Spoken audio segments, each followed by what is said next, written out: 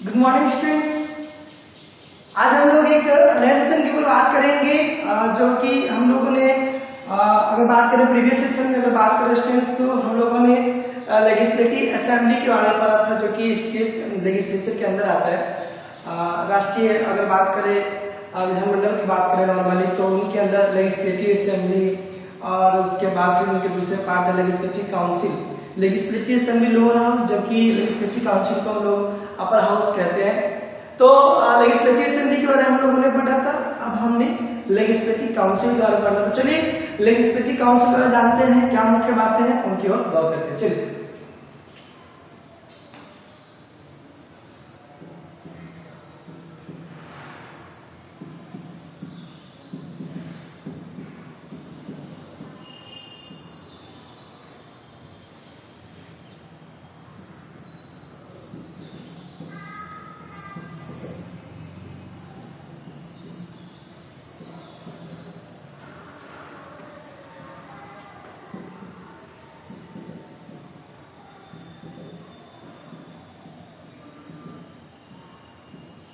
तो इसी को स्टेट लेजिस्लेचर की बात हो रही है। राष्ट्र के अंदर जो विधानमंडल होते हैं, आपने पता है अगर भारत की बात करें तो पार्लियामेंट है तो उनके अंदर लोकसभा और राज्यसभा होते हैं।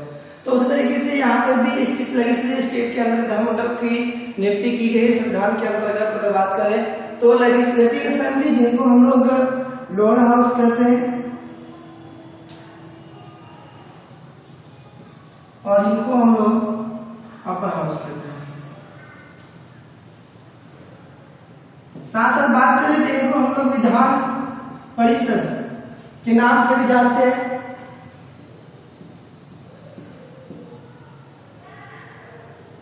और इनको हम लोग जानते हैं Vidhan Sabha.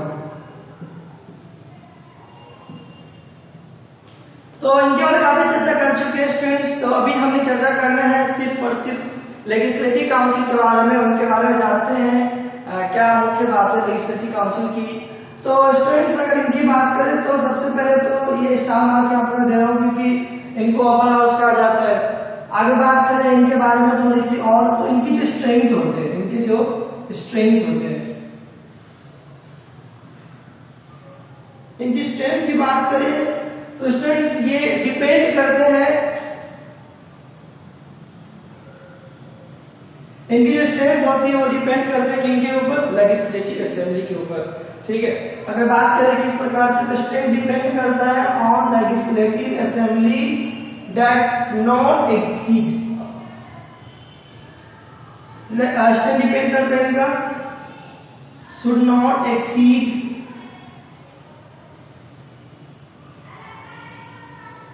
1/3 of legislative assembly. मतलब स्टूडेंट्स कहने वाला है कि अगर बात करें नॉर्मली यहाँ पे तो हम लोग कह सकते हैं कि 1/3 जो लेजिस्लेटिव असेंबली होता है इनके जो मेंबर होते हैं, इनके जो स्ट्रेंथ डिपेंड करते हैं, इनके मेंबर के जो स्ट्रेंथ डिपेंड करते हैं। बात करें मेंबर्स की बात करें तो एक्सीड नहीं कर सकता 1/3 लेजिस्लेटिव असेंबली के। आपने पता सपोज करते कि इनकी जो मेंबर्स है 500। आपने पता है अकॉर्डिंग टू पॉपुलेशन, स्टेट का जो पॉपुलेशन होता है, जो जनसंख्या होती है, उनके आधार पे जिस राज्य में विधानसभा है उनके पॉपुलेशन के अकॉर्डिंग, किसी भी राज्य में उनके पॉपुलेशन के अकॉर्डिंग ही लेजिस्लेटिव असेंबली नियुक्त करते हैं। तो आपने ये पता है कि बहुत सारे ऐसे स्टेट है जहाँ पे लेजिस्लेटिव असेंबली है, लेकिन कुल मिलाकर के सिर्फ 6 ऐसे राज्य हैं भारत में जहाँ पे जैसे बिहार भी आता है, यूपी भी आता है, तो वहां पे लेजिस्लेटिव असेंबली भी और काउंसिल भी है, जो कि हम पहले पढ़ चुके हैं। Bicameral 2 house, unicameral 1 house. तो सबसे मुख्य तो ये होता है। तो सपोज कीजिए कि 500 इनके, मान लेते कि बिहार में हमारे पास बात करते हैं 500 मेंबर्स है लेजिस्लेटिव असेंबली के।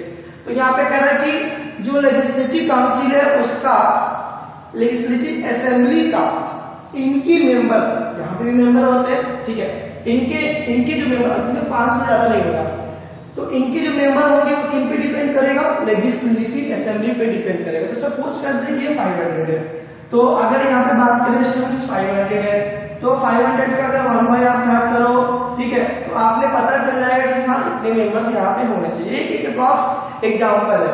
एग्जांपल की बात करें थोड़ा सा और स्टूडेंट्स, यूपी एक सिंगल मात्र ऐसा अगर मुख्य रूप से बात करें तो 404 मेंबर इनके लेजिस्लेटिव असेंबली के 404 मेंबर हैं इनके, ठीक है 404 मेंबर है। और चूंकि आपने पता है कि यूपी में पॉपुलेशन बहुत ज्यादा है, उसके बाद आई थिंक कि मध्य प्रदेश, महाराष्ट्र, उसके बाद वेस्ट बंगाल, महाराष्ट्र, उसके बाद सॉरी बिहार, यूपी के बाद अगर कहें तो कहीं ना कहीं बिहार अभी फिर 2021 में जनसंख्या जो काउंटिंग होने वाली हो, तो आफ्टर 10 ईयर्स पे जो जनसंख्या होती है वो होती है, मतलब काउंटिंग होता है।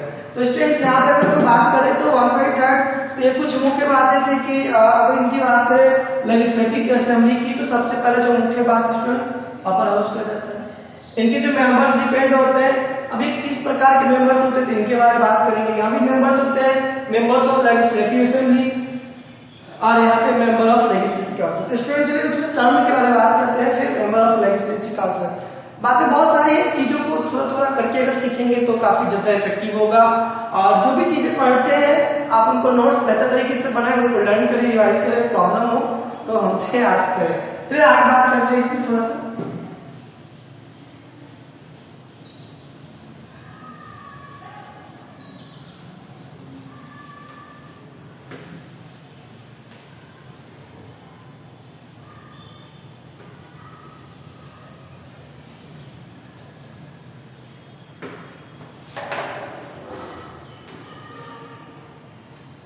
थोड़ा सा अगर यहाँ पे बात करें टर्म की बात करते हैं लेजिस्लेटिव काउंसिल की, हम लोग अगर बात करें इनकी तो इनके टर्म की बात करते हैं, इनके टर्म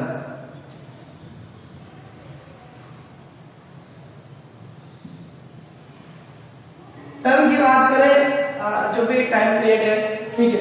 अभी टर्म पीरियड में क्या बात कर सकते हैं, यहाँ पे क्या क्या मुख्य बातें हो सकती है टर्म पीरियड की बात करें तो इनके अगर नॉर्मली बात करें तो 6 इयर्स इनकी जो सेशन चलते हैं वो करीबन 6 ईयर तक सेशन चल सकते हैं, ठीक है। ये काफी मुख्य बातें हैं कि 6 ईयर तक इनके जो सेशन होते हैं, ठीक है 6 ईयर्स तक सेशन चलते हैं। आगे बात करें स्टूडेंट्स इसी में जो थोड़ी सी और बात करें हम लोग यहाँ पे, तो यहाँ पे कहा जा सकता है कि यह परमानेंट हाउस है।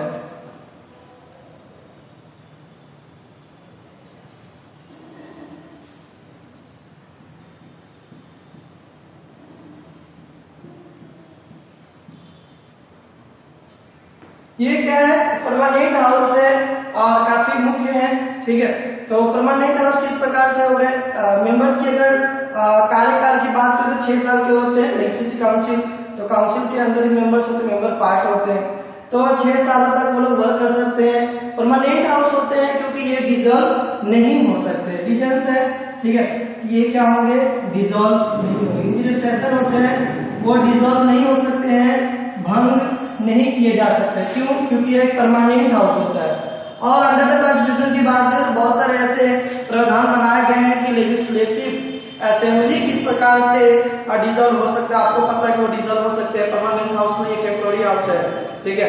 लेकिन यहाँ पे इनके जो हाउस है वो परमानेंट हाउस है, वो डिसॉल्व नहीं हो सकते कोई भी प्रोसीड्यूर से। तो कोई ऐसा कोई रूल्स रेगुलेशन पता नहीं है, मतलब कि ऐसा कुछ बताया नहीं संविधान ने। तो थोड़ा सा अगर बात करें तो डीपली अगर बात करेंगे तभी हम लोग आइडेंटिफाई कर पाएंगे इसमें कि हाँ क्या इसमें किन और तरीकों से। तो लेजिस्लेटिव असेंबली में वहां पे बात कर सकते हैं गवर्नर की कि वो डिसॉल्व कर सकते हैं, लेकिन यहाँ पे ऐसा कुछ नहीं है। चलिए थोड़ा सा आगे और मुख्य बात करें स्टूडेंट्स, यहाँ पे थोड़ा सा अगर थोड़ी सी और बात करें तो यहाँ पे कहा जा सकता है कि इनके जो मेंबर्स होते हैं, अगर इनकी बात करें तो 1/3 मेंबर्स क्या होते हैं, रिटायर कर जाते हैं, ठीक है। 1/3 मेंबर्स क्या हो जाते हैं, ये रिटायर कर जाते हैं प्रत्येक 2 साल पे। प्रत्येक 2 साल पे स्टूडेंट्स बात करें तो इनके जो मेंबर होते हैं वो क्या हो जाते हैं, रिटायर कर जाते हैं। तो ये कुछ मुख्य पॉइंट है जिनके बारे में हमें जानना था, और अभी नॉर्मली ये कुछ मुख्य बातें थे। अभी हम लोग मेंबर्स का क्या मतलब, मेंबर्स ऑफ लेजिस्लेटिव काउंसिल, तो अभी पर्सनली उनके बारे में नॉर्मली उनके के बारे में ही जानेंगे कि मेंबर ऑफ लेजिस्लेटिव काउंसिल किस प्रकार से क्या क्या प्रावधान है, नहीं है, क्या उनके सिलेक्शन प्रोसीड्यूर है। तो यहाँ पे नॉर्मली हम लोग ज्यादा कुछ बात नहीं करेंगे, ठीक है। तो जो भी जो इम्पोर्टेंट फैक्ट है उन्हीं के बारे में हम लोग बात कर रहे हैं, और जो भी जरूरी बातें हैं उन्हीं के बारे में बात की जा रही है। और इन बातों को मुख्य रूप से ध्यान रखिए, क्योंकि आगे हम बिल के बारे में पढ़ेंगे। तो मैं पहले बता चुका हूँ, जो स्टेट लेजिस्लेचर की जो बात है तो सेम तरीके से हम बात कर सकते हैं कि पार्लियामेंट, तो ऐसा एक ही टॉपिक बचता है, या ऐसा एक इसी प्रोसीड्यूर की ना बात करें। तो थिंकिंग की बात करेंगे तो अगर पार्लियामेंट में किसी को पता है संसद के बारे में कि वहां पे क्या प्रोसीड्यूर है, तो जस्ट लाइक सेम यहाँ पे भी एक बात कर दी।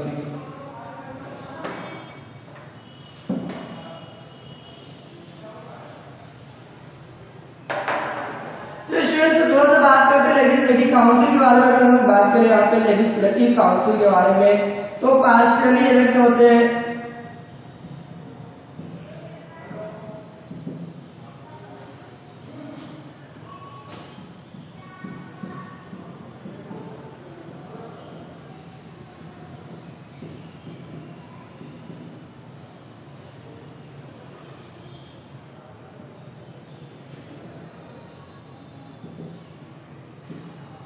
तो इनके अंतर्गत अगर मेंबर्स की बात करें तो पार्शियली इलेक्ट किए जाते हैं, या तो नॉमिनेट किए जाते हैं।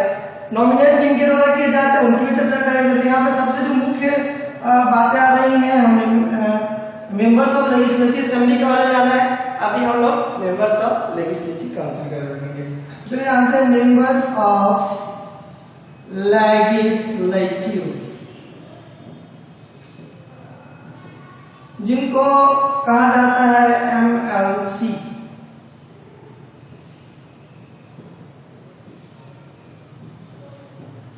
तो स्टूडेंट्स ये कुछ मुख्य बातें जो हमें जाननी चाहिए। मेंबर ऑफ लेजिस्लेटिव काउंसिल की बात करें तो इनके जो इलेक्शन होते हैं डायरेक्टली नहीं होते हैं, इनडायरेक्टली होते हैं। इनडायरेक्टली इलेक्टेड और भी नॉर्म्स है, अगर कह सकते तो कि सिटीजन ऑफ इंडिया तो कंपलसरी है हर जगह, या प्रेसिडेंट बने या प्राइम मिनिस्टर बने, आप कुछ भी बने, आपने compulsory that everyone must have they should have a citizen of India, they must, इसके अलावा कोई उपाय नहीं है, ठीक है। तो यहाँ पे अगर बात करें स्टूडेंट्स, नॉर्मली हम लोग बात कर सकते हैं। तो इनडायरेक्टली क्या होते हैं, वो इलेक्ट किए जाते हैं। आगे इनके बारे में और क्या मुख्य बात जान सकते हैं। तो अगर बात करें इनके और इलेक्शन की अगर बात करें तो यहाँ पे नॉर्मली टर्म्स के बारे में बात की जा रही है। अगर मैं बात करूं 1/3, ठीक है, जो मेंबर ऑफ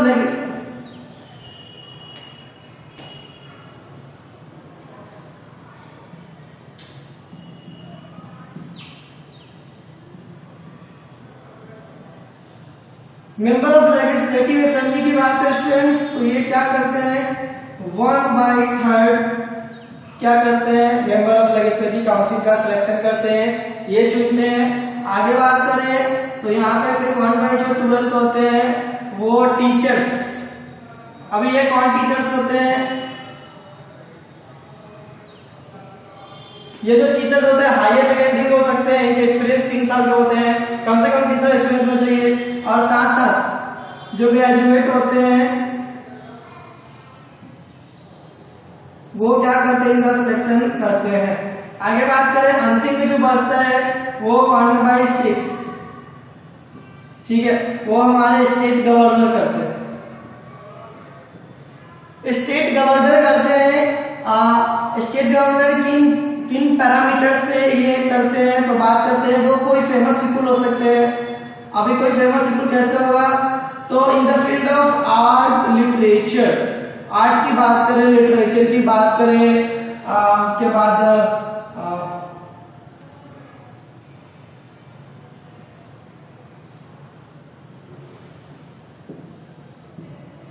स्पोर्ट्स, फिल्म, मतलब बहुत सारे ऐसी चीजें हैं जहां से, तो इन क्षेत्रों में जो फेमस लोग होंगे ना काफी बेहतरीन तरीके से, तो उनको गवर्नमेंट क्या करते हैं 1/6 as a member of legislative council को चुनते हैं।